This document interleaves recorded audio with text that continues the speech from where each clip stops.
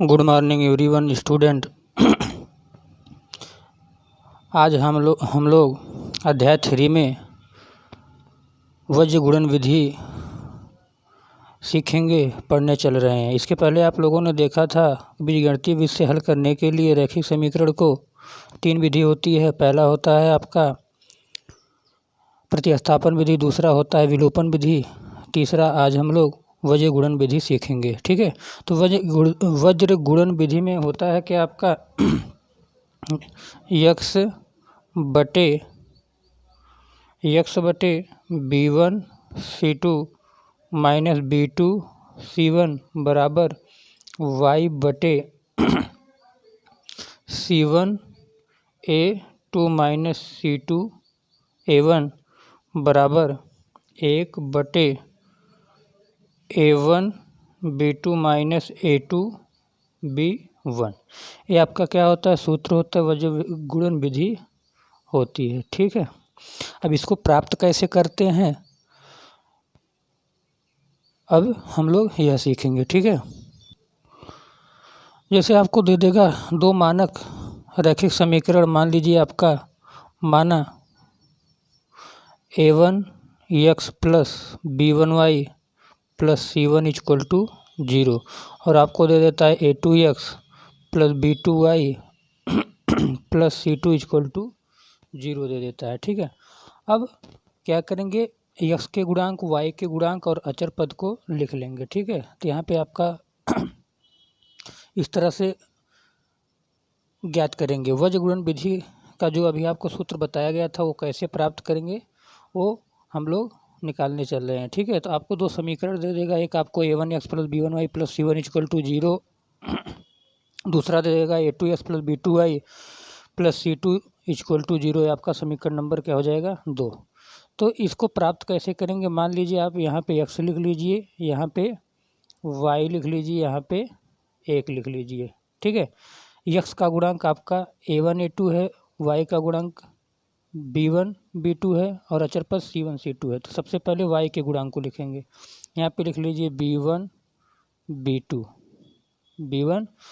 यहाँ पे आप C1 C2, यहाँ पे आप A1 A2, यहाँ पे आप B1 B2। कुछ नहीं करना है, x लिखकर B1 B2 C1 C2 A1 A2 B1 B2। देखिए जहाँ से शुरुआत हो रहा है B1 B2 से शुरुआत हो रहा है तो B1 B2 पर अंत हो रहा है, बचा क्या आपका C1 C2 A1 A2। ठीक है, तो अब क्या करेंगे, इसका तिर्यक हम गुणा करा लेंगे, इसका B1 का गुणा C1 में, B2 का C1 में। इस तरह से हम क्या करेंगे, तिर्यक गुणा कराएंगे। ठीक है, क्या करेंगे, तिर्यक गुणा। तो जब तिर्यक गुणा कराएंगे तो आपका x बटे हो जाएगा B1 C2 माइनस B2 का C1 में, B2 C1 बराबर y बटे C1 A2 minus C2 A1 बराबर आपका हो जाएगा 1 बटे A1 का B2 में, A1 B2 minus A2 B1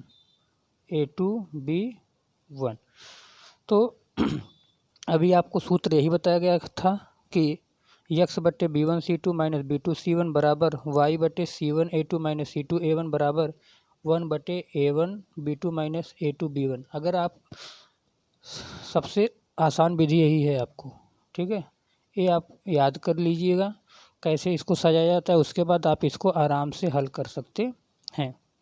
ठीक है, जैसे अगर आपको ना याद हो तो आप इस तरह से वृत्त बनाएंगे, इसको सजा देंगे। यहाँ पे मान लीजिए A है आपका, B है, यहाँ पे C है, तो इस तरह से चलेगा। ठीक है, कहाँ से शुरुआत हो रही है, B से, B C के बाद आपका क्या आता है C A, फिर A B, इस तरह से आपका आएगा। ठीक है, तो हमें उम्मीद है आपको समझ में आ गया होगा कि वज्र गुणन विधि क्या होती है। देखिए एक दूसरा भी तरीका है वज्र गुणन विधि को याद वज्र गुणन विधि का सूत्र याद करने के लिए। जैसे आपका क्या होता है, आप लिख लीजिए, एक वृत्त बना लीजिए, ठीक है। यहाँ पे आपका ए है, यहाँ पे मान लीजिए आपका बी है, यहाँ पे मान लीजिए आपका सी है। क्या है? सी है। इस तरह से आप चलिए वृत्त के आकार में, ठीक है।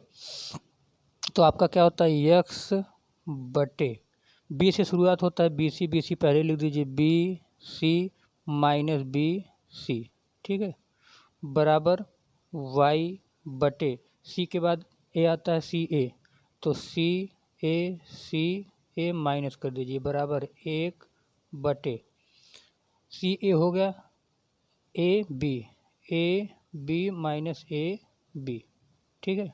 अभी हम इसको क्या कर देते हैं, मिटा देंगे।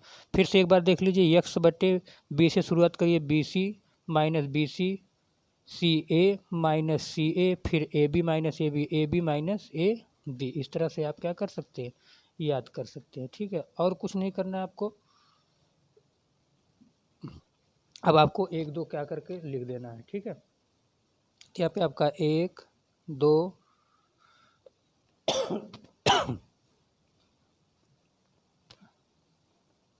2 1 1 2 2 1 1 2 2 1। तो आपका यही सूत्र वज्र गुणन विधि का था क्या, कि यक्स बटे B1 C2 minus B2 C1 बराबर वाई बटे C1 A2 minus C2 A1 बराबर 1 बटे A1 B2 minus A2 B1। देखिए हमें उम्मीद होगा कि आपको वज्र गुणन विधि क्या होती है वो आपको समझ में आ गया होगा, और सूत्र भी आपको समझ में आ गया होगा, ठीक है। अब हम क्या करेंगे, निम्न रैखिक उदाहरण के द्वारा समझेंगे। दिया है उदाहरण क्या, कि निम्न रैखिक समीकरण युग्म को वज्र गुणन विधि से हल कीजिए। तो आपका एक दिया है 3x प्लस वाई माइनस 30 बराबर 0, ये आपका क्या है, समीकरण 1। तो क्या करेंगे, ये आप समीकरण 1 मान लेंगे और 2x प्लस 5y माइनस 33 बराबर 0 को आप क्या मानेंगे, समीकरण 2, ठीक है। फिर लिखेंगे क्या, समीकरण 1 की तुलना a1x plus b1y plus c1 equal to 0 से करने पर। तो जब इसकी तुलना करेंगे समीकरण 1 की, तो आपका a1 बराबर क्या आ जाएगा, यहाँ पे 3 है तो 3, b1 बराबर क्या हो जाएगा, यहाँ पे y का गुणांक 1 है तो 1, और c1 बराबर यहाँ पे आपका माइनस 30 है तो आपका माइनस 30 हो जाएगा। फिर इसी प्रकार से आप लिखोगे समीकरण 2 की तुलना a2x plus b2y plus c2 equal to 0 से करने पर। तो जब इसका तुलना आप समीकरण 2 की a2x plus b2y plus c2 equal to 0 से करोगे, तो आपका a2 बराबर क्या हो जाएगा, x का गुणांक कितना है, 2 है, और b2 बराबर आपका कितना हो जाएगा 5 हो जाएगा, और c2 बराबर माइनस 33 हो जाएगा, ठीक है। अब क्या करेंगे, इसको वज्र गुणन विधि के सूत्र से क्या करेंगे, इसको दर्शाएंगे, ठीक है। तो आपका क्या बताया गया था, किस तरह से दर्शाने के लिए, यक्स बटे यक्स यहाँ पे b1 b2 होता है, तो b1 का मान यहाँ पे 1 था, यहाँ पे b2 का मान कितना आया था 5। अभी इसके पहले हम लोग तुलना किए थे, वहाँ पे आप देख लीजिएगा, यहाँ पे मिटा दिए हैं, तो हम डायरेक्टली यहाँ पे लिख रहे हैं, आप उससे देख कर आप लिख सकते हैं। यहाँ पे b1 b2 फिर c1 c2 था, c1 का मान कितना है -30, और c2 का मान कितना है -33। फिर a1 a2 था, तो a1 का मान यहाँ पे y हो जाएगा, और a1 का मान कितना हो जाएगा 3 और 2, a2 का मान 2, फिर यहाँ पे 1 होता है आपका, फिर b1 होता है b1 का मान 1 है, और b2 का मान कितना है 5। फिर इसका क्या करा देंगे, तिर्यक गुणा। जैसे सूत्र प्राप्त किया गया था वज्र गुणन विधि को दर्शाकर इसको उसी प्रकार से इसको हल करेंगे। अब क्या हो जाएगा आपका x बटे इसका गुणा इसमें, तो 1 गुणे -33 माइनस 5 का -30 में 5 गुणे -30 बराबर y बटे -30 का 2 में, तो -30 गुणे 2, फिर इसका इसमें -33 गुणे 3 बराबर 1 बटे 3 का 5 में, तो 3 गुणे 5 माइनस 2 गुणे 1, तो 2 गुणे 1। तो आप इसमें उदाहरण से समझ गए होंगे कि सूत्र याद रखना जरूरी है कि नियम कैसे वज्र गुणन का सूत्र आया था उसको याद रखना जरूरी है। तो अगर आपको ये नियम याद है तो आपको सूत्र याद रखने की कोई ज़रूरत नहीं है, डायरेक्टली आप इस तरह से लिख कर दर्शा कर बटे तिर्यक गुणा करा के माइनस करते हुए चले जाएंगे, आपका हल होता चला जाएगा। तो यहाँ पे आपका x बटे हो जाएगा -33 का 1 में गुणा करेंगे तो -33 माइनस माइनस क्या हो जाएगा प्लस, यहाँ पे आपका 150 हो जाएगा बराबर y बटे 30 दूना -60 माइनस माइनस प्लस, ठीक है, माइनस माइनस प्लस 33 तियाँ 99 बराबर 1 बटे 3 पचे 15 माइनस 2, ठीक है। अब क्या करेंगे यहाँ पे देख लीजिए, आपका हो जाएगा x बटे इसमें से इसको जब घटाएंगे तो आपका हो जाएगा -150 में से -33 को क्या करेंगे घटाएंगे तो आपका हो जाएगा 117 बराबर y बटे